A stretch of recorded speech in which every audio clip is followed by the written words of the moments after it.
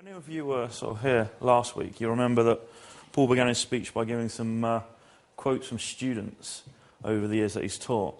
And it brought to mind a student of mine, actually from just before Christmas, handed in an essay. And the opening line of the essay was, "Historians like any other cult." Now, it was an interesting phrase to open an essay with, but to be fair, I can actually see his point. On occasion, it does feel like historians are a cult, and that we all group together around our particular beliefs and our ideology. And it's very hard to change those beliefs and ideologies. So really what the aim of this paper, in one sense, is to sort of try and break down the idea that historians are a cult and give a bit more of a balanced view on biblical history. So that's one of the broad aims of the paper, and I shall come on to the more specific aims of the paper in just a minute. Right. In August 1821, Champollion, the scholar who would eventually become famous for being the first person to decipher Egyptian hieroglyphs, was distracted from his studies by the arrival in France of the Dendera zodiac. And there's the man himself.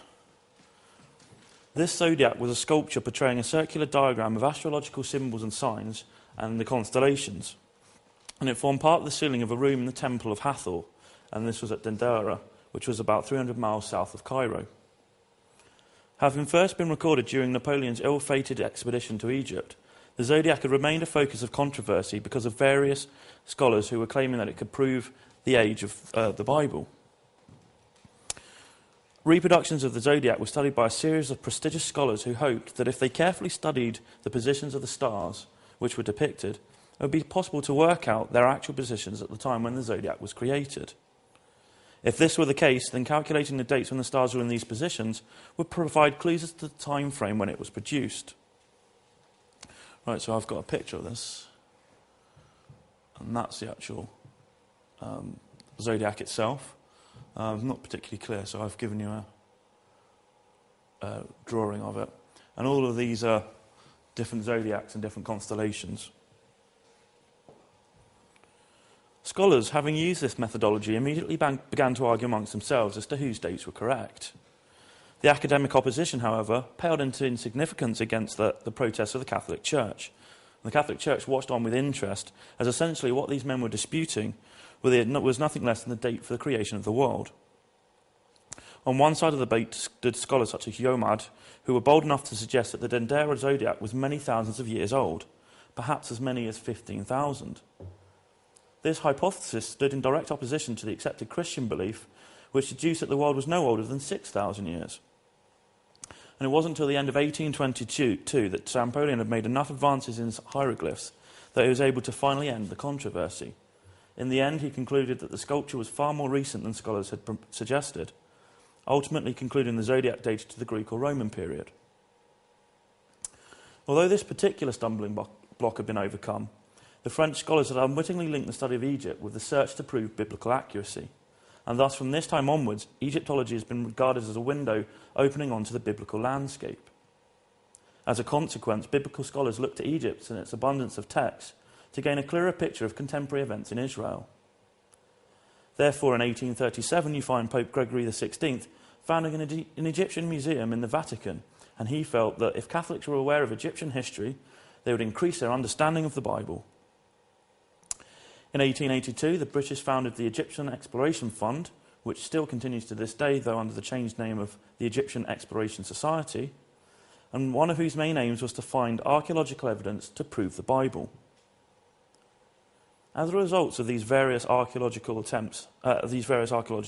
inquests, today's received wisdom attempts to cite the sojourn of the Israelites and the patriarch of Joseph in the 18th dynasty, which is roughly 1500 to 1200 BC, whilst Moses and the Exodus are placed in the 19th dynasty, which is around 1300 to about 11,000 BC. This neat chronological scheme has many supporters. These are amongst the academic community, theologians, and amongst the general public. In recent years, however, scepticism has arisen regarding the accuracy of Genesis, Exodus, and Joshua, while some scholars even suggest that later books such as Judges, Samuel, and early sections of Kings and Chronicles can no longer be trusted. Some scholars, even the occasional theologian, would prefer to treat the early books of the Bible as fiction. This is in part because their view that the books were written at a much later date by post-exile editors who had imprecise knowledge of the events they were describing. One of the leading authorities of all things biblical who subscribed to this theory was Professor Thomas L. Thompson of Copenhagen University. He published a book entitled The Early Histories of the Israelite People from the Written and Archaeological Record. And in this book he suggested that the Old Testament was a series of fictional stories written in the 2nd century BC. He therefore concluded that it would be a complete waste of time to try and prove the Bible through archaeology, and this is an approach he still stands by. His approach was popular and became known as the Copenhagen School of Exegesis. His conclusions were lent further support as there was a distinct lack of archaeological evidence to support any of the major events depicted in the Bible. However, as I will demonstrate in just a minute, this was not because the evidence didn't exist, but merely that historians and archaeologists were looking for it at the wrong time frame. Clearly, at this moment, a philosophical divide had opened up between those who would accept the biblical narrative and those who entirely dismiss it as moralistic fiction. The polarization of these two positions rapidly became an issue of blind faith versus scientific fact, with little room for a compromise. This stalemate continued until 1994, when David Roll, a PhD student at UCL in London, published a revised chronology for Egypt. This revised chronology sent shockwaves through the academic community. Although I don't really want to get bogged down today in complexities of different chronologies, I feel it's necessary to briefly outline my own position and why I feel it's the most accurate. As I've already stated, the chronology used in this paper differs substantially from all of those published previous to David Roll. Let me explain. Whereas we have a series of absolute dates from 763 BC onwards, and especially after the birth of Christ, from which we can accurately date many of the key historical events, previous to these dates, historians and archaeologists have to turn detective in order to determine a chronology. So how do historians go about creating this pre-absolute date chronology? In answer, we must examine the way in which the ancient Egyptians recorded their own chronology. The Egyptians used a system of dating that assigned key events a date that corresponded to a specific year of a particular monarch's reign. Therefore, we know that the Battle of Kadesh took place in the 5th year of the reign of Ramesses the Great. But how do we assign the absolute date of 1275 BC? Well, to put it crudely, historians simply add up the reigning years of all the Egyptian rulers and work backwards from the time of Christ. And this has led scholars to believe that the Bible could not be considered as a historical source on account of none of the dates in the Bible actually corresponding with the dates worked out from the Egyptian king lists. However, as you've probably all worked out, this system relies heavily on the accuracy of the Egyptian king lists, and in particular our understanding of them. Now, already various scholars have interpreted the Egyptian king list in different ways, and it's here that the conventional chronology falls down. What David Roll and his successor James has done is to point out the inaccuracies in these timelines and propose a redating of many of the key events. In both men's work, this has brought the Egyptian chronology in line with those dates presented in the Bible. And thus, my paper tonight really has three main aims. The first is to investigate the historical accuracy of the Old Testament through an examination of the literary evidence for some of the key events. So, what other literary texts do we have which support the biblical narrative? My second aim is to use archaeological evidence from a variety of ancient cultures to examine the validity of the new chronologies for Egypt and Israel. And finally, I want to utilise new methods of research, such as astrological dating, to more fully explore the viability of such a radical change in the conventional dating system. So to begin with then, why do we need this new chronology? What's prompted this change? Well, the first reason we need the new chronology is that recent research has suggested that the Egyptian 21st and 22nd dynasties reigned concurrently rather than in succession. The conventional chronology, therefore, pushed earlier Egyptian dynasties back in time by up to 300 years, and this makes it, in my opinion, substantially wrong. With Egyptian records being used to date the biblical events and history in general, the dates given by biblical historians and archaeologists must therefore be substantially revised. It is interesting to note that one of the main criticisms of the Old Testament is that the dates it provides are over 200 years out. However, under the new chronology, the dates provided by the Bible correspond almost completely with the revised series of events. Right, secondly, radiocarbon dating from Egyptian excavations is seldom quoted. This is because they are considered to be suspect as they contradict the conventional chronology. Radiocarbon dating is a process that determines the decay rate of carbon elements in a particular substance, and is normally considered to be the most precise form of dating. However, the results of the carbon dating for Egyptian artefacts tend to disprove the conventional chronology, and thus they become ignored. Interestingly, however, these carbon dates do correspond exactly to the new chronology. Thirdly then, during the 19th century, it was discovered that Egyptian dynastic sequences could be anchored in time by a papyrus document recording the heliacal rising of the star Sirius. This document was to form the foundation of the conventional chronology and became known as the Sothic dating system. However, the calculations under the Sothic system assumed an unchanging calendar, and we now know that the Egyptians had to frequently make adjustments to their calendar in order to make it work. A papyrus record of lunar observations that had been used to support the Sothic system has been redated and now points towards the new chronology.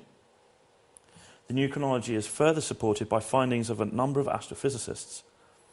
These astrophysicists have recalculated lunar eclipse dates according to a newly discovered shift in the Earth's axis of rotation. Now, I'm not really a scientist, so I can't really answer questions on what the actual evidence for this is, but there's a lot of mathematical equations which one of my colleagues, when I was working in Cardiff, went at great length to explain to me, and it did just go straight over my head. So if you do have any questions, she's always said that she's quite willing for people to email her, but I'm not really an expert on the maths of this. So then, for example, a solar eclipse recorded in Phoenicia during the 12th year of Akhenaten's reign can now be definitively calculated by computer to have been in 1012 BC. This revised date now places Akhenaten's reign in the 11th century, whereas previously it's been considered in the 14th century. And this again offers some startling evidence to support the new chronology. Again, there's a nice little computer program that you can now download off the internet called Redshift, and you can put in the eclipse dates for all the biblical eclipses, and it will show you a three-dimensional model of where these eclipses would be viewed from and things like that. So if you want to sort of have a bit more of a visual on this, I suggest you go onto the internet. Further astrological evidence also adds credence to the new dating system. An observation of Venus in Babylonia during the reign of Amisaduqa, successor of the famous king Hammurabi, became important for the dating of Babylonian history. However, his reign has now been calculated by a computer to have occurred in the 16th century BC, whereas previously it had been the 18th century. This means that we must also push back Hammurabi's reign by about 200 years. And finally, the star alignment of the Giza pyramids are now dated to approximately 2400 BC, rather than the conventional date of 2600. So our third reason is that the Sothic dating system is now outdated. Finally, the Amarna letters dating to the reign of Akhenaten record the conflict between the Hebrew leader Lebeah and a group of Canaanite cities. Lebeah's career is remarkably similar to that of King Saul described in the Bible. And it is interesting that the word Lebeah actually means lion of Yah, lion of God. Conventional chronology places these letters in the 14th century BC, which in archaeological terms makes absolutely no sense whatsoever. We can read from these letters that there are a number of events going on, and the archaeology just says these events can't be happening at this time frame. There is no archaeological evidence to prove them at all. However, under the new chronology, these letters are placed in the 11th century BC, and as I'll go on to explain in greater detail later, this makes far greater sense. And this actually places Lebeah in the right time for him to be Saul. And this, again, as I said, makes a lot more historical sense. So the fourth reason I think we need a new chronology is the Amarna letters, and this is a vital piece of evidence. Right, so having identified some of the main reasons why the chronology needs revision, I'll now move on to examine how this new chronology can directly affect the perception we have for the historical accuracy of the Old Testament. And I want to begin with Joseph, or Joseph, Vizier of Egypt, or as you guys probably know, Joseph in his technicoloured dreamcoat. Most of you are probably familiar with this image of Joseph from my personal collection of Jason Donovan memorabilia. But what I want you to do is forget that image and actually focus on that image, because as you'll come to see in a minute, that is the face of Joseph. Right, so as I said, I shall begin by exploring the life and times of Joseph, son of Jacob, probably better known to you, as I said, as Joseph in his technicoloured dreamcoat. The biography of Joseph is perhaps the richest and most detailed that we have in the entire Old Testament. So what evidence do we have for this legendary overseer of Egypt? And how does the new chronology affect his position in history? Well, unfortunately for us and probably for Joseph, unlike the Bible, history has chosen to almost forget him. And until recently, archaeological evidence for his existence has been sparse and hotly debated. The new chronology, however, offers some tantalising pieces of evidence that have enabled historians to more confidently place Joseph in his rightful historical context. The first effect of the new chronology was to change the pharaoh who promoted Joseph to vizier. Now, secular historians prior to David Roll have subscribed to the conventional dating system claim Joseph served in Egypt during the turbulent years of the invading Hyksos dynasty. Proponents of this view argue that a Hyksos king is far more likely to install a Semite like Joseph into a position of fundamental power, rather than an Egyptian pharaoh who would see this as a sign of weakness. However, Christian followers of the conventional chronology placed Joseph during the reign of Amenemhet II, and neither group of scholars were able to produce any tangible evidence to support this placing. Thus, they found little archaeological evidence to back up their claims, and again, you go to a conference and you'll find them, rather than actually resorting to the evidence, resorting to personal insults. It's quite entertaining to watch on occasion. The new chronology, on the other hand, locates Joseph during the reign of Amenemhet III, and this moves his reign to about 147 years later than traditionally given. And this immediately presents some really startling information. Amenemhet III was the most powerful pharaoh of the Middle Kingdom and has been calculated as reigning for 47 years. According to the history of Genesis, Joseph's appointment was marked by 7 years of plenty, followed by 7 years of disastrous famine. The Israelites arrived and settled in Egypt during the second year of hardship. So, can we find any archaeological evidence to support either the years of plenty and famine, or to find the Israelites in Egypt? Well, the answer is a resounding yes. Under the new chronology, we have a remarkable amount of evidence dating to the time frame, and which demonstrates that there was a time of plenty followed by a severe famine. And this, in turn, seems to have caused a significant settlement of foreigners, including Israelites, in Egypt. So how can archaeology tell us all this? Well, in 1844, a German Egyptologist, Karl Lepsius, discovered in the narrow Smyrna Gorge a series of records for the flood levels dating to the 12th and early 13th dynasties.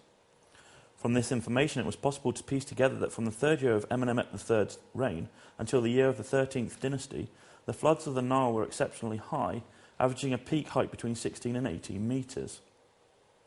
However, during the 20th year of his reign, the peak flood increased greatly to around 21 metres. And these exceptionally high, sort of 21 metres and above flood levels were to continue for around 7 to 8 years. An American hydrologist, Barbara Bell, has calculated that the amount of water flowing into Egypt during the 12 peak years would have been 4 times greater than the quantity produced in a typical flood. The consequences would have been dramatic and devastating. The floodwaters would continue to have drowned the land well into December, preventing the planting of crops and hence causing a shortage in grain and barley. To add further credence to this hypothesis, we find the pharaoh, during his reign, beginning major hydraulic works in order to cut back on excessive flood levels. The result of the high but not exceptionally high floods was that more land could be cultivated. As the Nile flooded out, it brought silt and nutrients to the land, and as it receded, the Egyptian farmers would plant their crops. So if you had a really high flood level, high enough that it would flood greater amounts of land, but not so high that it would recede in time for you to plant, you could actually produce 3 times as much as you would in an average year.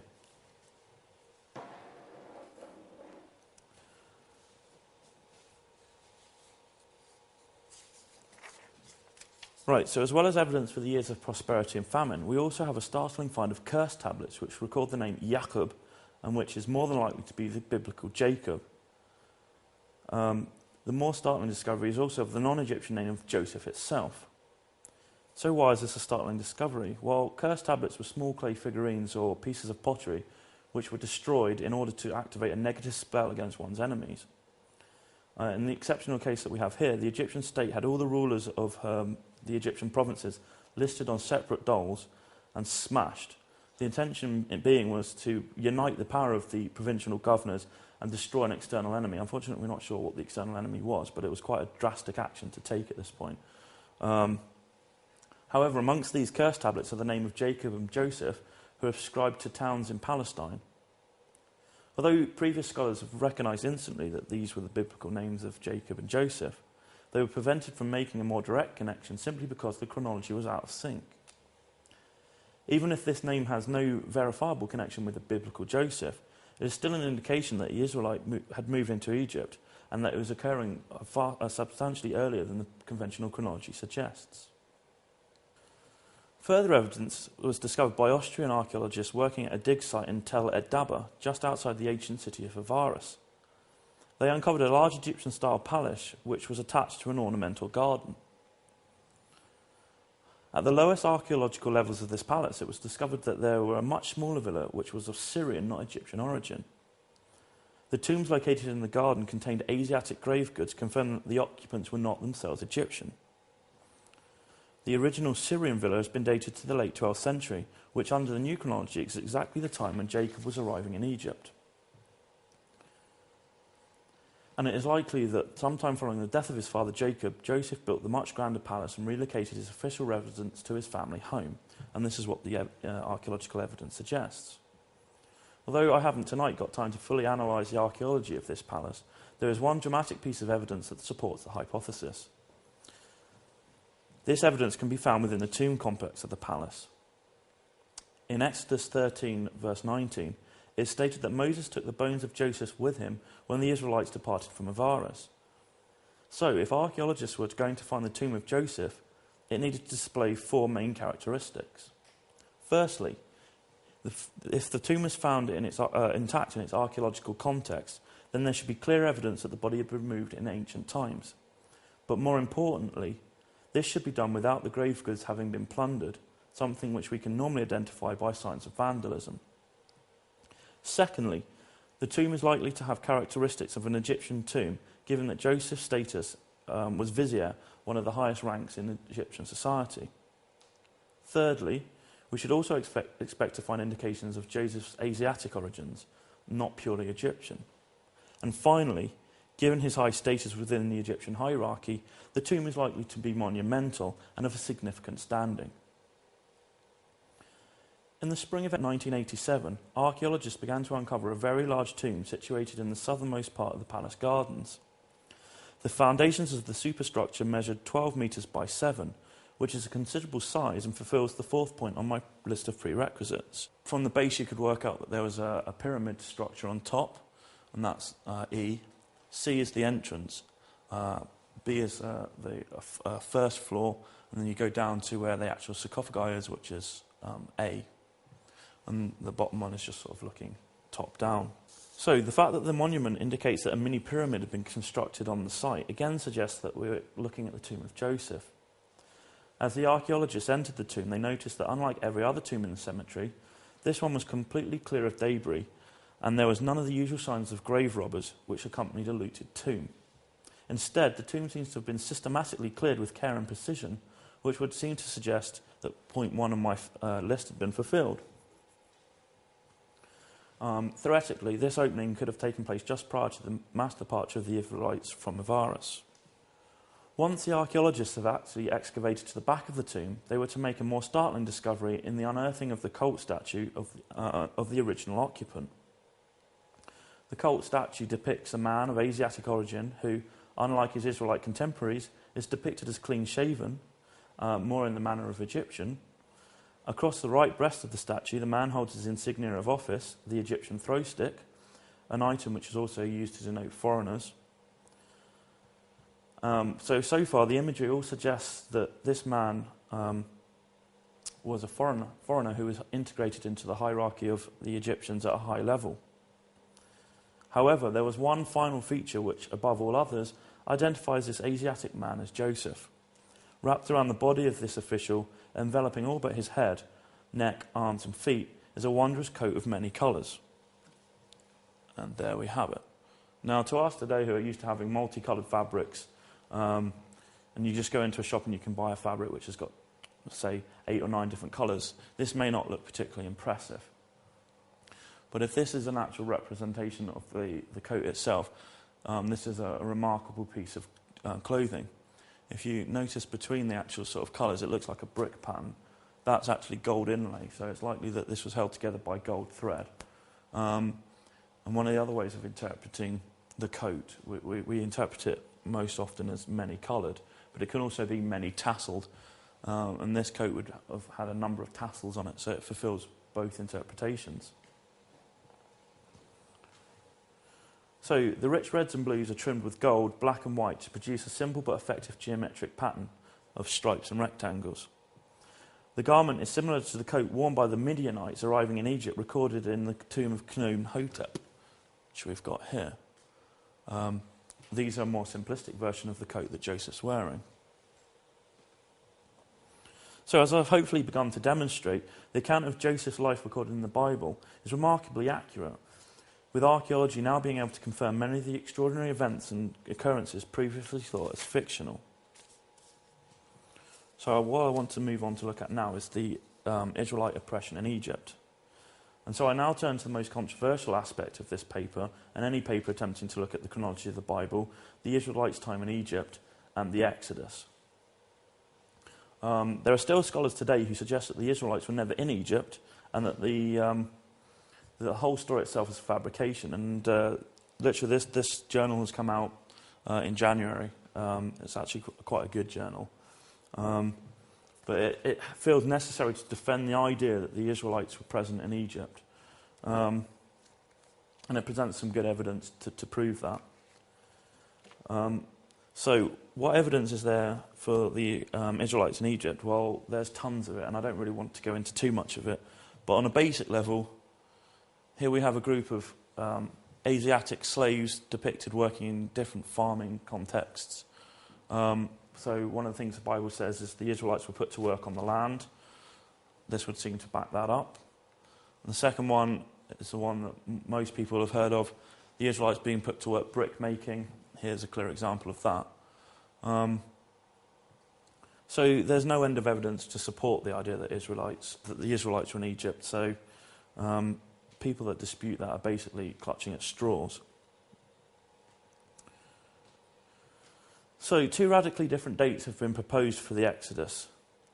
The first date is given by the Bible of around 1447 BC, and which is generally followed by Christian scholars, whilst the other is somewhere between 1279 to 1213 BC, and which is promoted by secular advocates of the conventional chronology.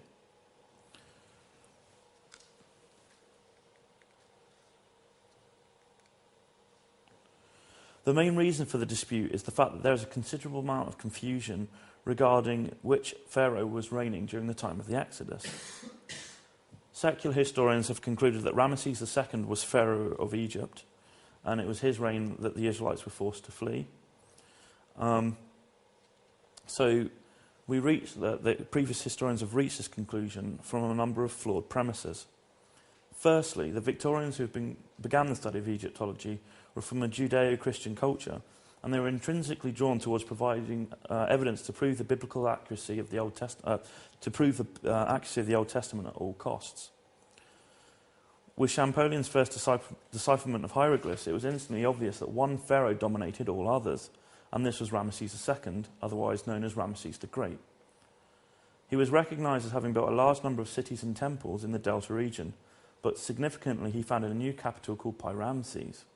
Ramesses is also renowned for going into someone else's temple and carving his name on it. So not content with just building his own temples and monuments, if someone else has left the monument that he could find space to carve his name, he does so. So this has further confused historians who just think that everything in Egypt was at one point or another built by Ramesses. Right, so if we couple this idea that he founds the city of Pi-Ramesses with the evidence found in the first chapter of Exodus, where it's stated that the Israelites were forced to build the store cities of Pithom and Ramses, and thus it's easy to see why early scholars thought it was Ramesses II who enslaved the Israelites. However, there is a significant amount of other historical evidence presented in the Bible which undermine such a simplistic link. For example, according to 1 Kings 6, verses 1 to 2, the exodus from Egypt took place 480 years prior to the construction of the first temple of Jerusalem. We know that the building of the first temple was begun in the 4th year of Solomon's rule, but unfortunately we're still in confusion as to when Solomon actually reigned. Although Victorian scholars thought that Solomon reigned in the late 11th century, it's now generally recognised that Solomon began his reign in around 971 BC. So under the new chronology, this would place the Exodus securely in the middle of the 15th century, i.e. around 1447. 19th century Egyptologists had already worked out that Ramesses II's reign dated to 1279 BC, so there's a clear discrepancy between the biblical dates for the construction of the store city of Ramses and the Egyptian date for the building of Pi-Ramses. Furthermore, even if it could be argued that Ramesses II was the great pharaoh of the oppression, and the Israelites did build his new capital, Pi-Ramses, we would not then expect to find an earlier reference in the Old Testament to a location called Ramses. There were, after all, no pharaohs called Ramesses before Ramesses II's grandfather, and hence, as Egyptian royal cities were named after their founder, the cities of Ramses must have been built by one of the Ramesses. But in Genesis 47:11, it's clearly stated that Joseph had settled his father and brothers at the orders of Pharaoh in the upper part of Egypt, the region known as Ramses. So then, according to the Bible, the Israelites settled in the region of Ramses centuries before the first pharaoh called Ramesses. So how is this possible? Well, to get round this, it was argued by biblical scholars, both secular and Christian, that the term had been used anachronistically, i.e. it had been edited into the text in order to identify the area of the Eastern Delta to the contemporary readership. And David Roll has taken this and he said, if the reign of Ramesses in Genesis 47:11 was an anachronism, sorry, an anachronism, then it is not implausible to suggest that the cities of Ramses in Exodus 1:11 is also used in a similar manner. Well, let me give you a bit more of a modern-day example of this. It would be like opening your encyclopedia and reading that the Romans crossed the Litus Saxonicum in order to invade Britannia, which, when they arrived, they constructed a fortified town at Eboracum. Probably this entry doesn't really make much sense to most of you, and it's not really clear to the modern reader what's going on.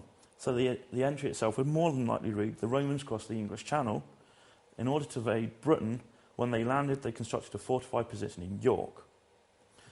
This anachronistic use of names gives the modern reader a clear idea of what events are happening, and it also shows you where the events are happening, and it puts it into perspective. This would appear to be the same process employed by the editors of the Old Testament. For example, it's entirely possible that the Israelites built an earlier city at the same site, which by the 6th century was hidden under the ruins of Pi-Ramses, a hypothesis which recent excavations suggest is correct. The final nail, though, in the coffin for scholars who suggest that the Exodus occurred sometime during the 1279 to 1213 period is a passage from the book of Judges. In Judges 11:26, the Israelite judge Jephthah, who reigned in around 1120, is negotiating with the king of the Ammonites. In this passage, he refers back to the time when the Israelites first settled in Hebron, just prior to the invasion of the Promised Land, approximately 40 years after the Exodus. Jephthah gives the interval between the settlement and present day as around 300 years. Add to this the 40 years of wandering and we arrive at an Exodus date of around 1460, which offers far more support to the date of 1447 than it does to a later one. Unable to reasonably explain this discrepancy, biblical historians pushing for a later date have ignored the evidence. Although Christian scholars using the conventional chronology had the correct date of 1447, their work was equally inaccurate as they were ascribing the Exodus to the wrong pharaoh. This time the unfortunate man was Amenhotep II, so we've now got two bad guys, Ramesses and Amenhotep II. With no archaeological evidence or literary evidence to prove their argument, they were equally in the dark. And once again you get scholarly disagreement, which is sometimes friendly, sometimes not. However, the shuffling of the pharaohs under the new chronology has offered an alternative history of the Exodus. a history that provides conclusive answers to many of these problematic questions and which is supported by a wide range of evidence.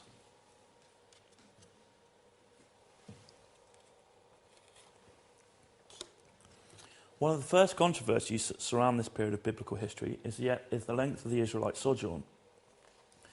In the Hebrew text, it is stated in the book of Exodus 12:40-41 that the sojourn, i.e. from the time of Jacob's arrival in Egypt until Moses' departure, was 430 years. However, it appears that a crucial element for our understanding of the chronology has been omitted from this text. In the Greek and Samaritan scriptures, it is suggested that the 430-year sojourn started with the departure from Abraham from northern Mesopotamia, not actually Jacob's arrival in Egypt, and it ended with Moses' departure for the Promised Land. Various passages in the book of Genesis enable us to calculate that the era from Abraham's arrival in Canaan to Jacob's arrival in Egypt was 215 years. Thus, a further 215 years for the exile in Egypt. So we can again squeeze out a significant amount of time from the conventional chronology. So how does this shortening then of the sojourn and the shifting of the pharaohs under the new chronology affect the Exodus? And what evidence is there to support the dates that I'm suggesting? Well, after the death of Joseph in around 1617 BC, the political cohesion of Egypt started to disintegrate. Over the next 100 years or so, Egypt was to go through a series of civil wars and social revolutions. And this was to bring an unsettling effect to the whole region. During these turbulent years, the relationship between the Israelites and the Egyptians was to be severely strained, with the eventual outcome that the Egyptians enslaved the Israelite population as it's the easiest way to subdue them. Anthropological studies of the skeletal remains from Avaris, which date to the right time frame under the new chronology for the Israelite oppression in Egypt, demonstrate that the Israelite population developed serious health problems associated with poverty and malnourishment. Parasitic diseases such as anemia affected at least 1/3 of the population, whilst Harris lines in the long bones indicated that growth was stunted.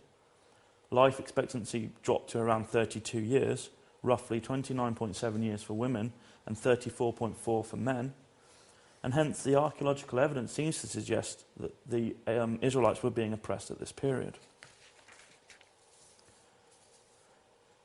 Under the new chronology, it was during the early years of Sobek-Hotep IV's reign that the infamous decree went out to cull all the male infants of the expanding Israelite community. By only terminating the male children, the Egyptians guaranteed themselves a female population who could continue with domestic work and who could work on a large number of labour-intensive agricultural sites. But this also meant that they could eliminate potential troublemakers. Again, the archaeological evidence provides chilling evidence for this massacre.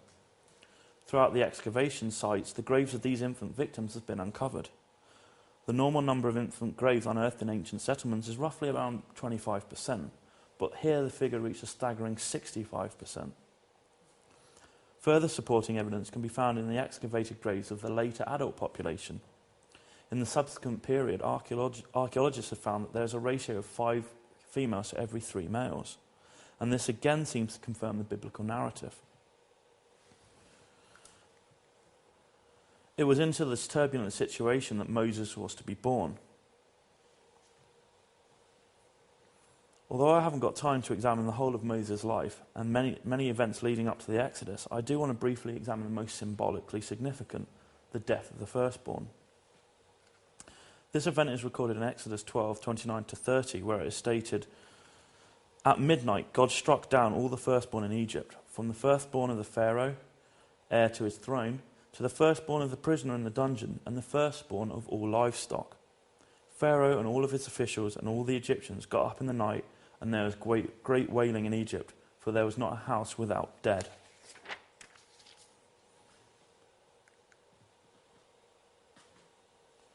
The Bible tells us that this awesome event was the catalyst behind the Pharaoh releasing the Israelites from their bondage. So are we dealing with a sudden overnight catastrophe as Exodus depicts? Or is this an event that took place over a much longer period of time? For example, if there was a plague or a disease, the effect could be as devastating as what we discover, but it would take a much longer time to manifest itself. Either way, a look at the archaeology can prove an answer. So, with our redating of the Exodus, we must look towards the 13th dynasty sites to provide the answer. Sadly, the only major site that thus far has been excavated is Avaris itself, but is there any evidence here to support the idea? Well, the answer, as you probably guessed already, is a qualified yes. All over the city, at the archaeological level for the 13th century, we find burial pits into which the victims of some terrible disaster had been thrown. This was not careful interment of the deceased, as the bodies were not arranged and no grave goods were provided, and the burial seemed to have been done in haste. Now, one of the first things people know about Egypt is the idea of the tombs of the pharaohs and the pyramids. The Egyptians were very careful with their burial. In order to enter the afterlife, certain conditions had to be met, certain traditions and certain rituals had to be carried out. None of those have been carried out on these dead. So what seems to be going on is that there's a vast number of people dying, which has prevented the actual rituals from being taken and carried out. And you just get heaps of bodies in one pit. So what I would interpret this evidence as is the death of the firstborn.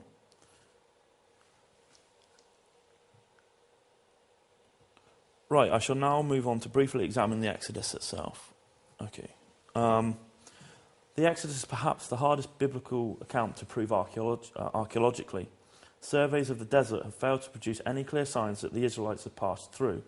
We have no evidence for large-scale camps, and many scholars have suggested this is because the account is actually fictitious. It is true little pottery has been found, but this is to be expected, as in order to manufacture ceramic vessels you require water, soil, kilns and clay. A nomadic population simply does not have the facilities for such things. Another reason that we have so little evidence for the years of wandering is the very fact that they were spent wandering. The Oxford Encyclopedia of Archaeology makes it clear that even today, nomadic settlements once vacated are almost impossible to identify. Despite the invisibility of archaeological surveys of Sinai have produced over 300 sites in the Middle Bronze Age, the exact time under which the new chronology suggests the Exodus should be occurring. This is more than in any other time frame proposed for the Exodus, and obvious, admittedly speculative evidence that the dates under the new chronology are nearer to the truth. As well as the archaeological material, we can also be confident in the new dates on account of the work undertaken by an American astrophysicist, Wayne Mitchell, who, as I suggested earlier, has managed, using ancient observations of the planet Venus, to pinpoint the first year of the reign of the Babylonian king Amusagdugar. Using this definitive pinpoint, Mitchell was able to identify the extremely rare double eclipse of February 25th and March the 12th, 1362. This in turn helped to offer other definitive dates for key events in Babylonian history. Having completed his cross-cultural analysis, Mitchell tested his finds on the chronology of Egypt and Israel and discovered that it fitted almost perfectly with the archaeological picture being developed by David Roll. There is a large volume of evidence from a variety of cultures that support this redating from the Babylonian star charts. There is in fact so much evidence that it's impractical for me to detail it here, but if anyone's interested, I can email them the evidence afterwards. Right, so I shall now move on to look at Joshua and Jericho. With the death of Moses, one of the most highly respected generals, Joshua was to take command over the Israelite people. The story of Joshua's destruction of Jericho remains one of the most powerful biblical legends, yet archaeologists investigating the site have produced no firm evidence to confirm that a city even existed at the end of the late Bronze Age, as would be required under the conventional chronology. The conventional chronology places the arrival of the Israelites in Canaan at the very end of the Bronze Age on the basis that Ramesses II was the pharaoh of the Exodus, a myth that I've already dispelled. On account of this fact, it was expected that the destruction of the Israelite conquest would be revealed where such sites as Jericho were excavated. However, as various archaeological digs were undertaken, it became clear that none of the cities which the Bible claimed were captured or burnt by Joshua were done during this time frame, and most continued to flourish without signs of violent assault. As a result, Joseph's conquest was written off as just another biblical myth. If there was no Jericho for the Israelites to destroy, then it was reasoned that perhaps there was no Joshua either. Some scholars went as far as to suggest that there was no invasion and concluded that the Israelites were merely part of the indigenous population. The biblical narrative that contradicted this evolutionary view was simply ignored. Under the new chronology, however, the conquest of Canaan would now be dated to the last phases of the Middle Bronze Age. And if we examine the archaeological record for this time frame, we discover that all the cities that Joshua allegedly stormed were indeed in ruin. Joshua's invasion of the Promised Land did not take place at the end of the Bronze Age, as has previously been believed, but instead took place in the Middle Bronze Age, and this can be proved unambiguously through archaeology. Under the new chronology, all of the cities listed in the Joshua narrative as being destroyed were in ruins, whereas 6 out of the 16 can be identified in the conventional chronology. So, having conquered Jericho, Joshua was faced with pacifying the surrounding regions. The elders of the town of Gibeon sent a peace delegation to Joshua and offered him unconditional surrender if he would accept them as his allies. Joshua agreed to the petition and also consented to leave the city unharmed. However, the rulers of Jerusalem, Hebron, Jarmuth, Lachish and Eglon formed a coalition and besieged Gibeon. Joshua found himself in an impossible situation. He was now obligated by oath to protect his new allies, and he had to send a relieving army and join battle. And this he did on the 13th of July, 1406. Having defeated the coalition army in pitched battle, Joshua was forced to watch as a large number of the enemy fled back towards their fortified cities. Joshua knew that if this rout was to be allowed and was to proceed unchecked, he would have to lay siege to all of the 5 cities, something he simply couldn't afford to do. He therefore faced a serious problem. Already over half the day was gone, and it would be impossible for him to destroy the fleeing troops at night. The Bible therefore tells us that he shouts out to God, begging him to stop the progress of the sun, and thus give him the light that he needed to totally destroy his enemy. God is recorded as answering his prayers, and Joshua was able to use the extended daylight hours to wipe out his foes. So, is there any evidence to substantiate this biblical story? And again, as you've probably already guessed, yes, there is. Firstly, we've got the Greek historian Herodotus, who's fairly close to my heart. He tells us that he saw the records in Egypt which detailed an exceptionally long day. Secondly, there are 6 independent accounts which record in their histories an exceptionally long day at the same time as Joshua's. The most clear is the Indian Hindu account, which says, and I quote, "In the life of Krishnu, the sun delayed setting in order to hear the pious ejaculations of Akron." This delay that was recorded was 12 hours, and the date of this mysterious long day, well, around 1400 BC. And this would seem to correspond precisely with that of Joshua's.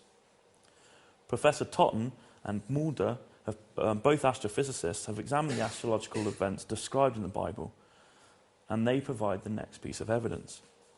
Both men concluded that Joshua's location at the time of the event, i.e. the Valley of Edgelon, was the only place where the biblical description of the position of the sun and moon would have held true. They also concluded that the only date when this would be possible would be roughly July 1400 BC, and this would thus seem to confirm the biblical accounts. At the start of the winter of 1405, having subdued these foes, Joshua called a great assembly at Shechem. And he did this in the compound where Abraham had rested under an oak tree and where Isaac had built a shrine. Here Joshua erected a large white limestone slab of rock, around which the elders were gathered and swore an oath to follow God whatever his demands. With the ceremony complete, Joshua demanded the reburial of Joseph's bones that had been brought to Egypt. Both the convent stone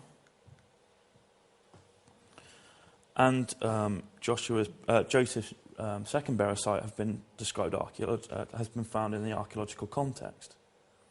Now, for someone that doesn't exist, this is quite a permanent record. And again, although this is easily identifiable as the covenant stone, some archaeologists just ignore this evidence and just overlook it completely. So once again, I'd like to propose that the details of this region would support the biblical account.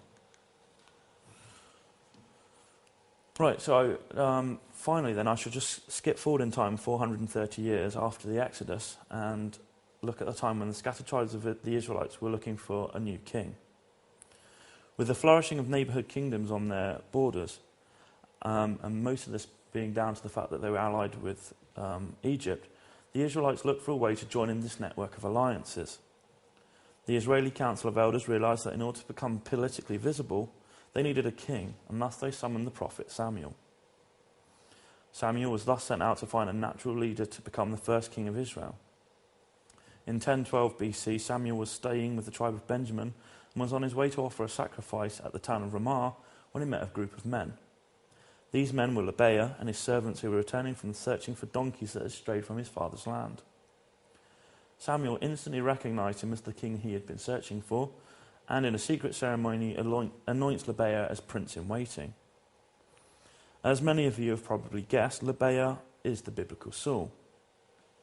So why have I been using his legendary name rather than the one given in the Bible? Well, my reasoning for this is that many biblical scholars who dispute the accuracy of the Bible point towards Saul as being one of their primary examples of the creation of events that never occurred. They argue that the archaeological record has no evidence to support the existence of a king named Saul at any point, and thus they doubt he even existed. I and other scholars who subscribe to the new chronology would argue that the reason they have been unable to find Saul is that they were looking in the wrong time frame. Also, I would suggest that they were looking for the wrong person. Scholars have been looking for Saul when in fact he's using his name Lebeah.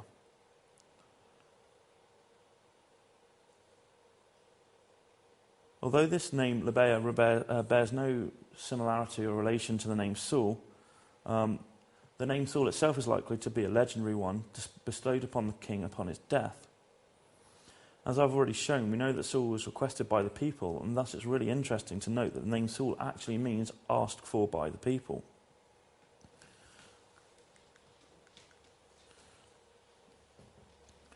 This practice of giving names to famous rulers based on unique events from their reign is far from uncommon. For example, we know Solomon means peace on account of the unparalleled 40 years of peace during his reign, whilst David means beloved by God on account of the close relationship that he had with the Lord. So, what other evidence is there to equate Lebeah with Saul? Well, under the new chronology, the rise of the Israelite monarchy is contemporary with the Amarna period, and you've probably all heard of the Amarna period due to the famous son Tutankhamun. This has some serious ramifications. Firstly, it means that the Israelite rise to prominence was contemporary with the heretical king Akhenaten, which in turn means we can now use 380 tablets known as the Amarna letters. The Amarna letters are a remarkable set of documents which record correspondences between the Egyptian pharaoh and the various cities and city-state rulers on the great king's northern empire. Therefore, we find letters to Turkey, Cyprus, Babylonia, Assyria, and finally to Lebeah, king of the Israelites.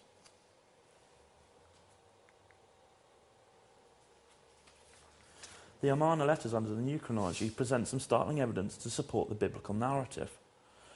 Within the corpus of evidence, we find frequent references to a group of people called the Heberu. These groups of Heberu were stateless men who lived outside the normal protection of the city-state and outside of city-state law. The men tended to be mercenaries who were used by a number of local rulers as bodyguards or as a way of protecting their borders. Egyptologists have long recognised that the term Heberu is a variant of the word Apiru, which in turn can be translated as Hebrew. This has posed conventional chronologists with some serious problems. For example, what are a group of Hebrews doing marauding around a region a century before the Exodus? In order to make the facts fit with their chronology, these historians invented a new group of Israelites, men who left Egypt prior to the Exodus, probably around several generations prior to the Exodus, and actually the later Exodus can be viewed as a second incursion.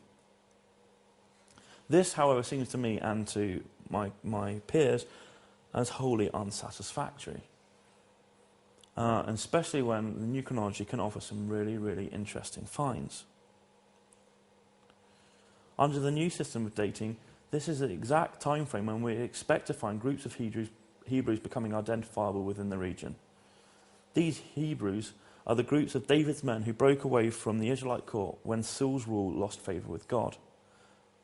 Eminent biblical scholars such as Greenberg, Mendenhall and MacArthur all commented on how similar these groups were to the war bands of David.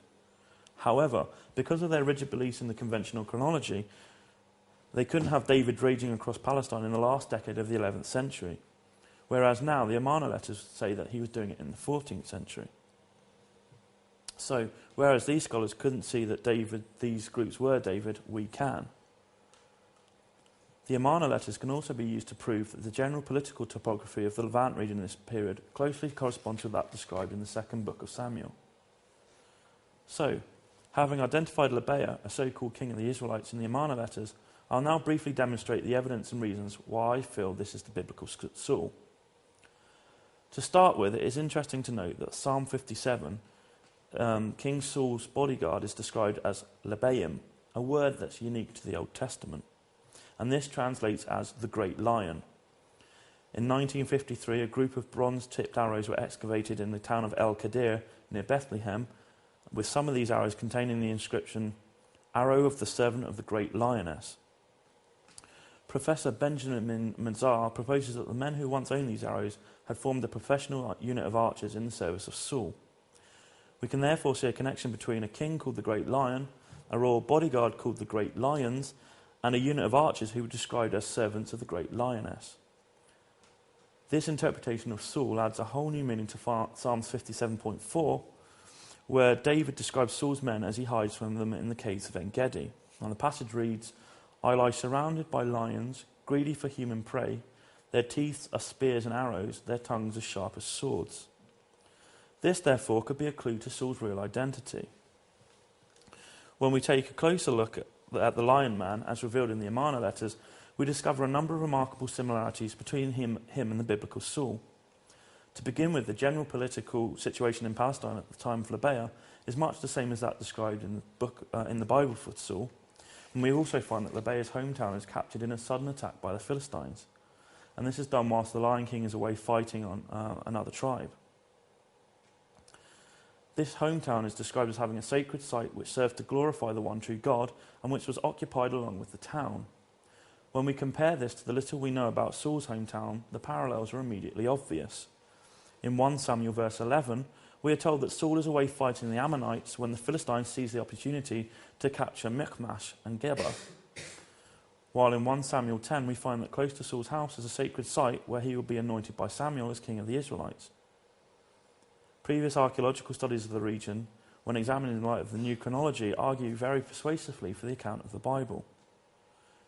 With the discovery in the modern town of Geba, which is now believed to be Geba, of an yet excavated Bronze Age sanctuary, which is remarkably similar in layout to the one described in Samuel, the link becomes even more concrete.